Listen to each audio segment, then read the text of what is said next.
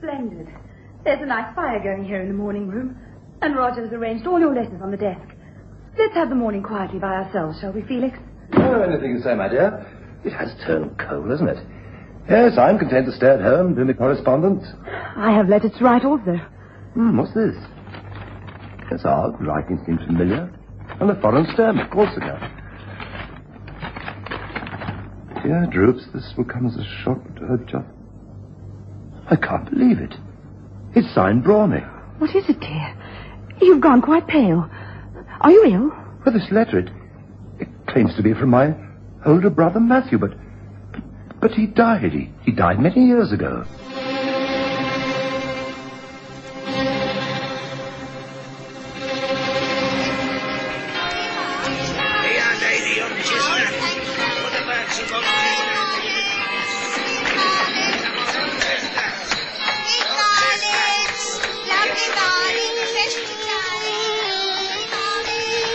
We present the stories of Sherlock Holmes.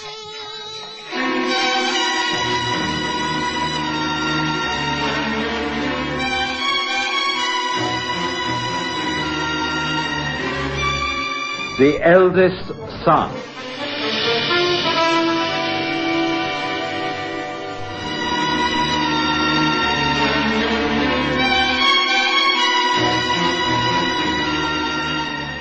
Looking back over the years and the hundreds of cases I've chronicled about Sherlock Holmes, I recall one of the most interesting to be the Chancery action brought by Matthew Inglethorpe for the recovery of his lawful inheritance. It was about the turn of the century that Sir Rufus Inglethorpe died. He had lived for many years on his own at a vast country estate known as the Elms, near Canterbury. After his death, his younger son Felix and his wife Jennifer took over the house. For a while, all was peaceful. And then a ripple of rumour began to run through London society. The newspapers and social publications hinted that all was not well at the Elms. I think it was at that point that Holmes started taking an interest.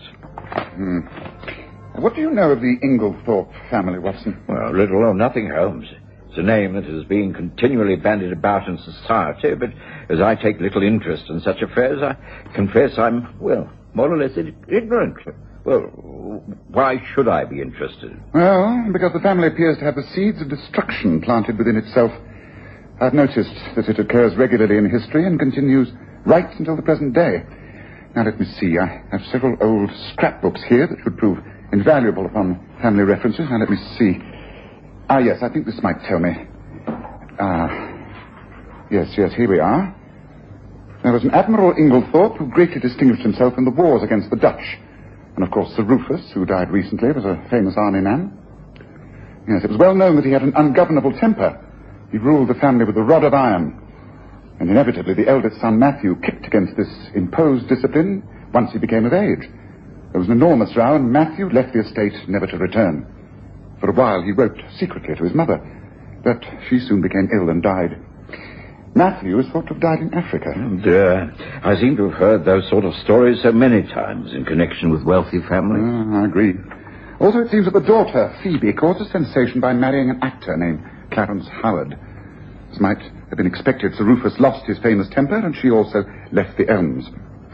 Yes, they also travelled abroad, America mostly. And who was left? Well, just the other son, Felix, who left only to marry a wealthy society beauty, Jennifer Trent. It's they who are the present owners of the Elms. Well, this may be of interest to some people, but I'm surprised that you find it so, Holmes. After all, the domestic squabble of the Inglethorpe family is a family matter. There's nothing criminal going on, surely. Not at the moment, but there could be. You see, Felix Inglethorpe used to be a member of the Diogenes Club. He's recently resigned, and my brother Mycroft attributes it to yet another family scandal. We appear to have a visitor. Now, this could be most interesting. You see, Mycroft was mentioning my name only recently to Jennifer Inglethorpe, who was distressed at her husband not using the club. Now, I wonder. A lady to see you, Mr. Holmes. Says she's sorry she doesn't have an appointment. But here's her card, and she's waiting below. She's very nice. Proper lady, beautifully dressed. Oh, thank you. Yes. Show the lady up, Mrs. Hudson. Very good, sir. Well, I'd better put the scrapbook away, Watson. It makes it look a little too obvious. The lady is indeed Mrs. Jennifer Inglethorpe. And it is a coincidence, Holmes. No, not really. She must have seen the papers and realized things were coming to a head. Mrs. Inglethorpe. Good day to you, madam. Pray do come in. It's a very cold day, but we have a good fire. Thank you. But... Allow me to introduce you. This is my friend and colleague, Dr. Watson. You may feel free to speak to him as you would to me. This is a most delicate matter. Well, I'll leave you if you wish, madam. No. Your brother Mycroft has told me much about you, Mr. Holmes. And you too, Doctor. May I remove my cape? Please, allow me. Thank you. Now, do sit down near the fire. I shall be most comfortable here, thank you. I hardly know where to begin. It is regarding your husband and the fact that there is a claimant to the Elms estates. His elder brother Matthew, who was thought to have been dead these 20 years, has now returned to this country, and as the eldest son of the family, maintains that the Elms is his. Is that not so? Mr. Holmes, I cannot think how you know this. We have done our best to suppress these facts. But some news has leaked to the daily press, and speculation is now rife. I do sympathize, Mrs. Inglethorpe, but I hardly see how I can help. I'm so confused, Mr. Holmes. I thought if I could present all the facts to you, you might be able to make me see the whole affair in a more reasonable light, and then I might be of more support to my husband in his dilemma. Very well. I'm willing to listen to whatever trouble you find yourself in. Well, it is much as you suggest. Matthew, Felix's brother, has returned after over 20 years. He approached the solicitors, Coins and Blanco, and they have drawn up a sworn affidavit regarding the whole of his activities. He says his life is an open book and anyone is willing to question him on any matter. My husband agreed to meet him privately and, well, he is inclined to believe that this stranger from the grave is his own brother. I see. But we cannot just accept his testimony at face value. We are therefore prepared to wait.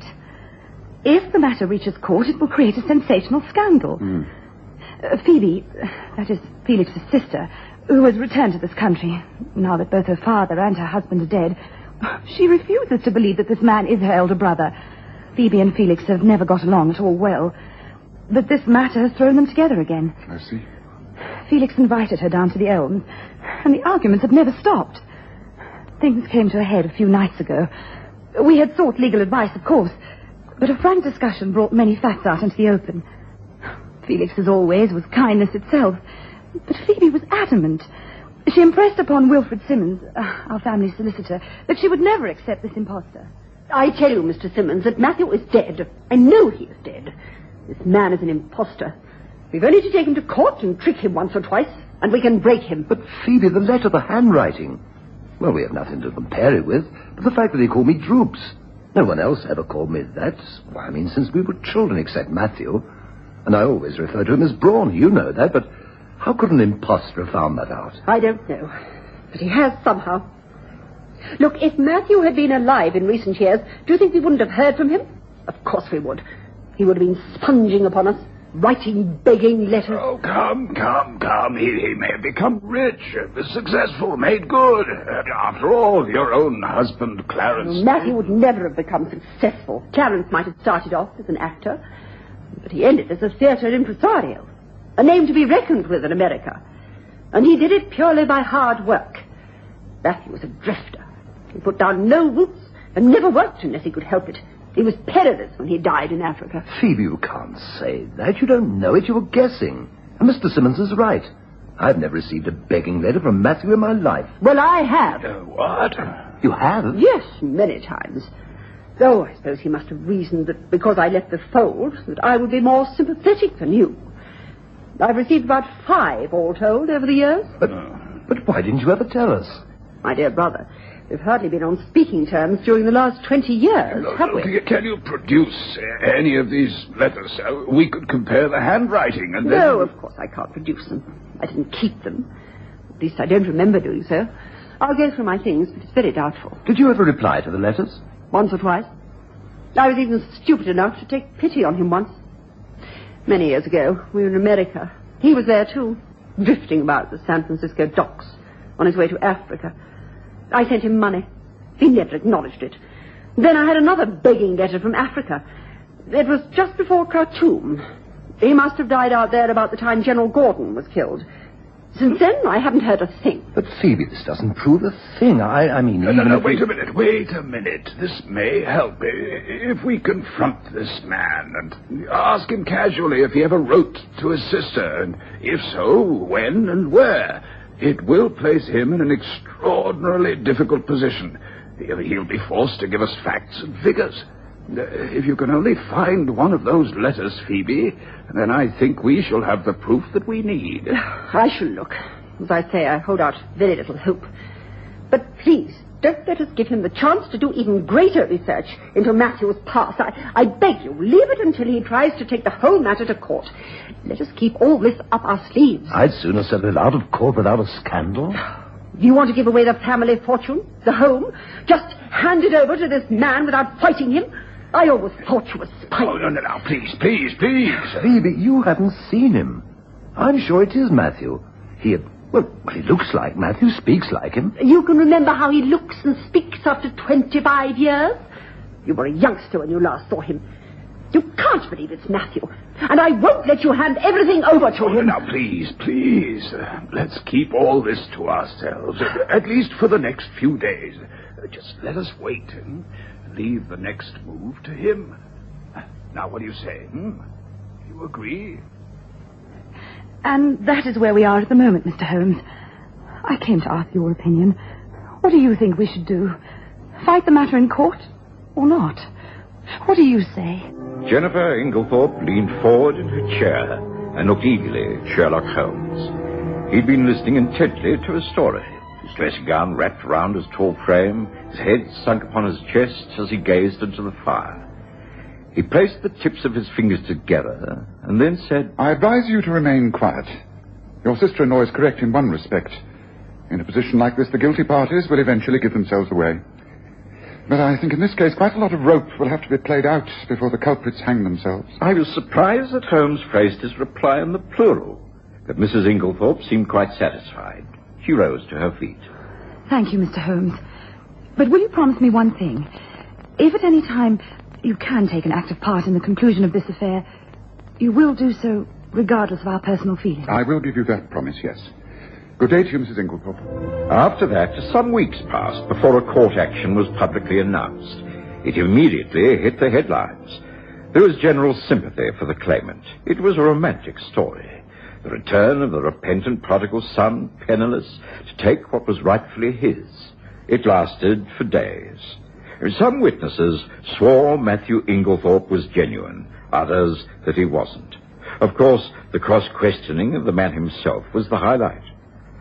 Sir Arthur Wolseley, for the defence, subjected him to hours of interrogation and threw some very awkward questions at him. Now, tell me, we have heard of your travels throughout the world, how you dropped the name Matthew Inglethorpe for the less conspicuous name Ianthorpe. During this time, did you ever attempt to communicate with your family at the Elms? No. You didn't write any letters to your father, brother, or sister? I didn't write to my father or my brother at the Elms. I did, however, write to my sister Phoebe. Can you remember how many letters you wrote and the times and places from which you wrote them? I wrote 5 letters in all. I can't remember the exact dates. I know the last one was from Africa. The time before that, I was in San Francisco, and Phoebe was kind enough to send me money for my passage to Africa. I arrived there in 1881, just after the defeat at Majuba. I wrote again some 4 years later, at the beginning of 1885, when General Gordon was slain. That was the last time I tried to communicate with her. Well, Watson, he's got round that one perfectly. If he can only prove his handwriting, he's in a very strong position. Yes, I think they're going to bring his sister for the defence. Phoebe Howard was calm, but I suspected very angry, as she stepped forward to give her evidence. She denied any resemblance of the claimant to her brother, refusing to see any likeness. As to the letters, she spoke with total conviction. The handwriting on the letter my brother Felix received, calling him by those nicknames, and the handwriting on the letters I received, is, to the best of my knowledge, completely different. It is a pity that you did not keep those letters. I would have done, had I known this would come about. But who keeps begging letters for 5 years? Naturally, I destroyed them all. Naturally. But what makes you so sure that the claimant is not your long-lost brother? What about his evidence, his knowledge? He could have found out all he's told us from a long association with Matthew.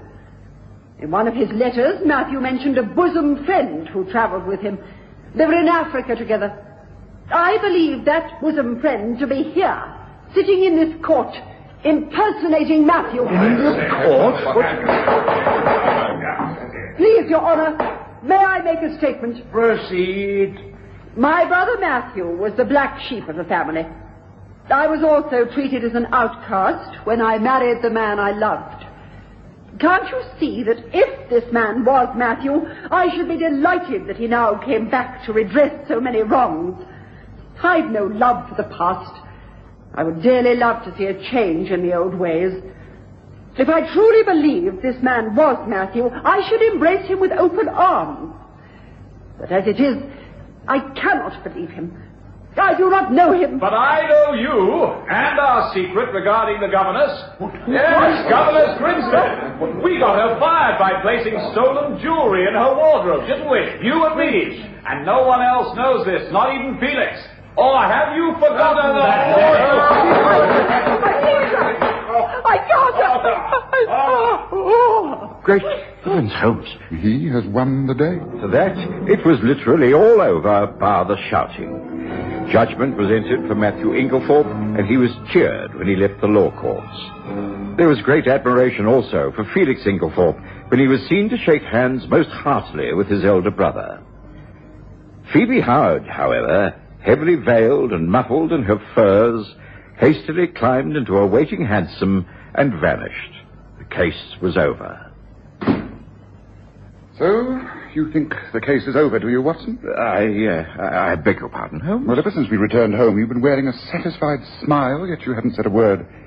The events at the law courts could hardly have been more dramatic, could they?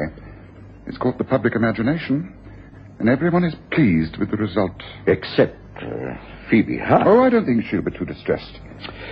What do you mean by that? Well, simply that in her own words, she was prepared to embrace her real brother with open arms. I predict that it will not be long before she and Matthew are reconciled. Well, then the case really will be over.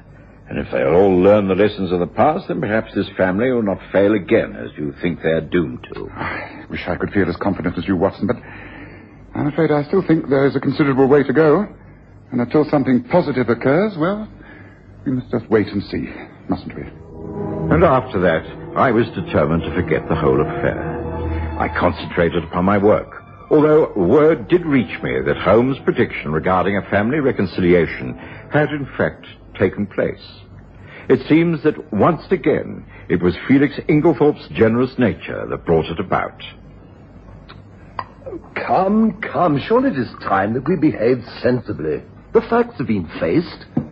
It is only natural that one should feel a certain animosity, but we must all try to rise above the circumstances. After all, Jennifer and I are the ones who stand to lose most. We are making preparations to leave the Elms. We shall return to town and establish our home there. You don't have to hurry in any way, Felix. And in fact, I should appreciate it if you could stay on and assist me in running the estates. No, I could not do that. They are yours to do as you like with. And what of you, Phoebe? I shall be all right. No need to worry about me. But these vast rooms, the running of the house. I'm still unmarried. There's no one here to play hostess. If you would consider returning to the Elms after all these years, I am more than willing to adjust to your taking your share. That is very generous of you, Matthew. But surely, after all that has happened, after all I have said about you, blackened your name. Will you consider joining me back at the old home and trying to make a future happy for both of us? Will you, Phoebe? It was shortly after Phoebe returned to the Elms that Sherlock Holmes made a rather unusual request. He'd been to see Jennifer Inglethorpe and her husband Felix, and had somehow contrived to get us all invited down to the Elms one Sunday. I confess I could see no reason for this, but curiosity made me accept the invitation.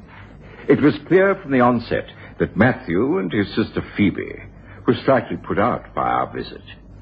Felix introduced us, And immediately, Holmes dominated the proceeding. I'm extremely sorry if this seems to be an intrusion in any way, but really, Mrs. Inglethorpe, you've only yourself to blame. Me? I don't understand. When you came to see me at my rooms in Baker Street, you made a request, and that was that if ever I saw fit to take an active part in the family drama, I should do so regardless of anyone's feelings, remember? Yes. Yes, of course. But I don't understand. No, but you will. Now, Mrs. Howard, it is with you that I shall start. By all means, Mr. Holmes. What exactly is it that you want? The truth, from your own lips. You see, it's one thing to cause emotional scenes with clever stories, but quite another to prevent those lies being verified. I have a good many friends in the United States. It did not take me long to confirm or deny the facts. I don't know what you mean. Your marriage, your husband's so-called success story, and his apparent death. Of course you married the actor Clarence Howard, and you did travel extensively with him, but he was out of work most of the time, wasn't he? What are you talking about? You ended up in cheap lodgings in Boston. Then you and he disappeared from the scene. There is no record of his death or burial in the United States, and no one has ever heard of him in the world of the theatrical impresarios where he's supposed to have made his name. Now, look here, Holmes. What are you insinuating? Are you trying to say I am saying that Clarence Howard didn't die. He remained very much alive. But Matthew Inglethorpe, the real Matthew Inglethorpe, did die out in Africa under the name of Ian Thorpe. Records can be checked there, you see. Then this man is an impostor. Of course he is an impostor. He is Clarence Howard. What? Clarence? Of course. Holmes, I beg of you. How else could someone give such a convincing performance? Retain all the facts and details of family life, unless he was a trained actor able to sustain a characterization. And all the information he gave us was drummed into him by Phoebe, his own wife. She alone knew the secrets of the family and groomed him to perfection in the part. And then, very cleverly, she took the role of being his arch enemy, trying to trick him. It was a performance almost as good as his. This is unbelievable. Of course, he won the claim. Against all odds, he had proved himself. Everyone was taken in. In time, a reconciliation with Phoebe, and then, of course, they could take over the Elms and the estates while you bowed out quietly. How long they would have been able to sustain the roles of brother and sister is a matter of speculation. Well, what course of action you take is up to you. I should guess that the next court case will be even more of a sensation than the first one. Don't you agree? Holmes and I returned to Baker Street immediately, and I cannot imagine the scenes that must have taken place back at the Elms. Once again, I was at a loss to know how Sherlock Holmes had arrived at the truth. Every little detail was so overwhelmingly glib. His evidence, I mean. He remembered everything. The man knew far too much at just the right time. And the one member of the family who was never mentioned was Clarence Howard. It was worth checking up on. Facts. That's what detection is made of, Watson. Lies can never replace facts. Oh, she was very clever, but just a little too clever, don't you think?